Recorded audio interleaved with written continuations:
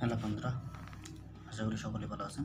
আজকে আমি আপনাদেরকে দেখাবো যে আরসিসি ঢালাই 100 সিএফটি কাজে কি পরিমাণ বালু পাথর সিমেন্ট লাগবে সেটা আমি দেখাবো। এখানে কি পরিমাণ লাগবে রেশিও দেওয়া আছে 1:1.25:2.5। এই রেশিও দিয়ে আমরা কি পরিমাণ মশলা 100 সিএফটিতে কাজে লাগে সেই মালামালটা আমরা বের করব। বালু পাথর সিমেন্ট, এটার জন্য আপনাদের দেখতে পাচ্ছেন 100 সিফটি এখানে দেওয়া আছে। শুকনা মশলার পরিমাণটা আমরা বের করব। এখানে লিখব শুকনো, যেন আমি বাংলায় লিখি মশলার পরিমাণ শুকনো এখানে 100 সিফটি দেওয়া আছে। এখন শুকনাটার বের করার জন্য আমরা এখানে 100 × 1.5 দিয়ে আমরা এটা গুণ দেব। গুণ দিলে আমাদের বের হবে 150 ঘনফুট। এটা আমরা ঘনফুট বা সিএফটি ঘনফুট,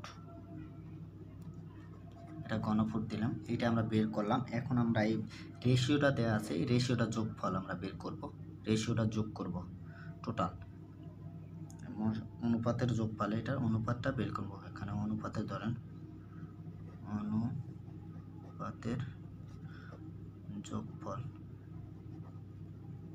অনুপাতের যোগফল এখানে আমরা টোটালটা যোগ করব। 1 + 1.25 + 2.5, এটা যদি আমরা যোগ করি তাহলে কত আসে? এটা 4.75। এটা আমরা রেশিওর যোগফলটা বের করলাম। এখন আমরা মশলা বের করব কি পরিমাণ। প্রথমে আমরা কি বের করব? ধরেন আমরা সিমেন্ট বের করি। সিমেন্ট বের করার জন্য এখানে আমরা কত পেয়েছিলাম ঘনফুট? এটা শুকনো অবস্থায় এটা হচ্ছে 150 পেয়েছিলাম।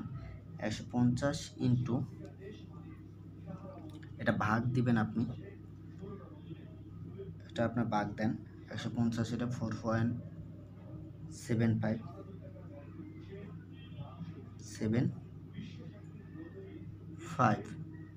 ঠিক আছে, 1.75। এই যোগফলটা বের করছি। এখন আমি সরাসরি ব্যাগে নিই, যদি আমি এটা সিমেন্টটা ব্যাগে নিই, এখানে 0.08 দিয়ে আপনি গুণ দিয়ে দিবেন, তাহলে আপনার এটা সরাসরি ব্যাগে আসবে। এখানে ধরেন 100 ফিটে 25.26 ব্যাগ লাগবে। 25 ব্যাগের একটু বেশি এখানে লাগবে 100 ফিটে, এই 100 সিএফটির কাজে। এটা আবারও বুঝেছি। এখন আমি বের করব, ধরেন এখন বালু বের করি। ধরেন বালি বের করি, সেম প্রসেস। 150 ইন্টু এই রেশিওটার যোগফল, দেখতে পাচ্ছেন এই রেশিওটার যোগফল দিবেন। এখানে আমরা 1 দিয়ে দিলেও সরাসরি ব্যাগে চলে আসবে, এখানে 1 দিলেও হবে এই 1টা। এখানে আমি দিয়ে দিই। এখন এটা বের করি 1.25। এটা যেহেতু বালু, এটা হচ্ছে জিয়া স্যান্ড, এটা হচ্ছে সিমেন্ট, এটা হচ্ছে জিয়া বালু, এটা হচ্ছে খোয়া বা পাথর। এখন এই বালুর এটা দিয়ে দিলাম। রেশিওটা এখানে 4.75 দিয়ে দেবেন, প্রতিটায় ভাগ করবেন। এখানে সিএফটিতে বের হয়ে যাবে 3, এটা আসলে 3.47 সিএফটি। এত সিএফটি লাগবে, এত বেশি সিএফটি বালু লাগবে। এখন যদি আমরা বের করি পাথর বা খোয়া লাগবে কতটুকু, এখানে পাথর লিখি, পাথর অথবা খোয়া আপনি যেটা লিখতে পারেন। এই সেম 150 ইন্টু 2.5 ভাগ হয়েছে 4.75। এটা যদি বের করেন দেখতে পারবেন যে আপনার এখানে কত লাগে, 78.95 সিএফটি। এখন আপনি দেখতে পাচ্ছেন যে এখানে 25 লাগবে, এখানে 39 সিএফটি, 39.47 সিএফটি, এখানে 78.95 সিএফটি। আপনি সবসময় এটা সাধারণ নলেজ মনে রাখবেন।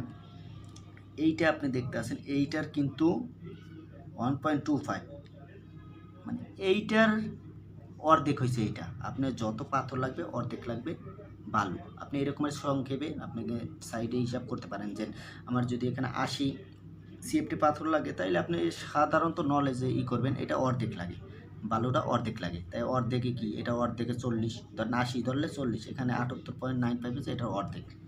এইভাবে আপনি খুব সহজে অনুপাতটা বের করতে পারবেন।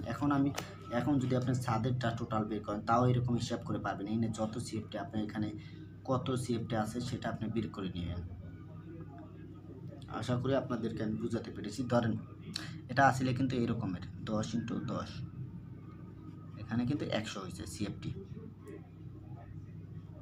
10 × 10 সরি 10, এখানে হাইট আছে ছাদেরটা যদি আপনি করেন, ধরেন ছাদের 5 ইঞ্চি আছে, এখানে এসে যে ধরেন এই ছাদটা আছে, এটা 10 আছে, এখানে 10 আছে, এখানে 10 আছে, এরকম করে যদি কোনো সাইড বাড়িয়ে এনে ধরেন আপনি 5 ইঞ্চি ঢালাই দিবেন, তাহলে এটা হিসাব আসবে 10 × 10 ফিট। এটা ধরেন ফিট, এটা ফিট ইন্টু এই 5 ইঞ্চিরে ফিটে নিয়ে যাবেন 0.42 এরকম করে নিয়ে যাবেন। আশা করি আপনাদের বুঝাতে পেরেছি। আপনি যেভাবে যত স্কোয়ার ফিট সিএফটি, যত সিএফটি হয়, আপনি সিএফটি হচ্ছে দৈর্ঘ্য প্রস্থ ইন্টু উচ্চতা, এটা হচ্ছে সিএফটি।